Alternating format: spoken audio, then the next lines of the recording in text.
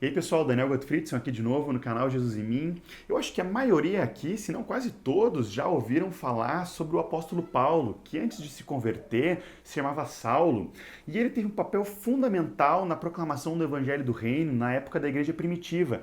A maioria das cartas do Novo Testamento foram escritas por ele. Mas será que nós conhecemos? Eu queria perguntar aqui, quantos aqui conhecem um outro cara da Bíblia chamado Ananias? E mais, quantos aqui sabem do papel fundamental que Ananias teve na conversão de Paulo?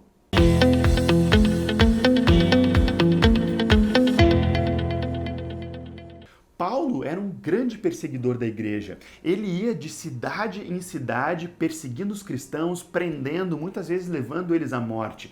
Então ele detestava o evangelho que Jesus tinha trazido e todos aqueles que seguiam a Jesus. Paulo era um perseguidor frenético desses caras.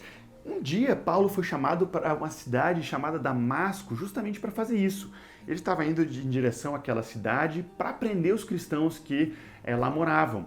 Mas nesse caminho, enquanto ele estava indo para lá, ele teve um encontro com Jesus. Ele viu Jesus face a face, ele literalmente caiu do cavalo, a palavra diz que é uma montaria, né? Mas ele caiu naquele momento, ele ficou cego, tamanha era a luz que ele viu e ali ele teve um encontro com Cristo. Eu consigo imaginar o tamanho da crise existencial que Paulo passou naquele momento, porque tudo aquilo que ele acreditava tinha caído por água abaixo, porque ele tinha tido um encontro com Cristo. E mais, ele ficou cego durante 3 dias, dos quais ele nem comeu, nem bebeu nada. Então ele devia estar numa grande crise naquele momento.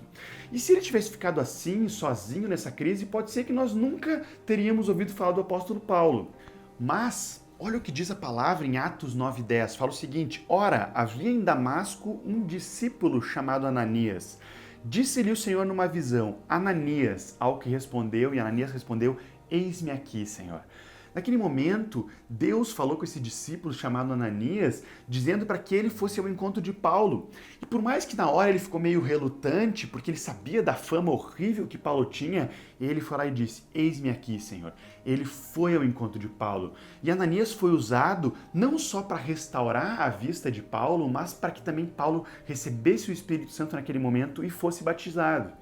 A palavra não fala muito mais sobre esse discípulo chamado Ananias, e nós sabemos o quanto Paulo foi usado por Deus na proclamação do Evangelho naquela época em muitos lugares. E a pergunta é, e se Ananias não tivesse ouvido a voz do Espírito Santo, a voz de Deus naquele momento, e não tivesse se disposto a ir falar com Paulo? Será que nós teríamos o apóstolo Paulo e todas as vidas depois que foram ganhas pelo ministério de Paulo?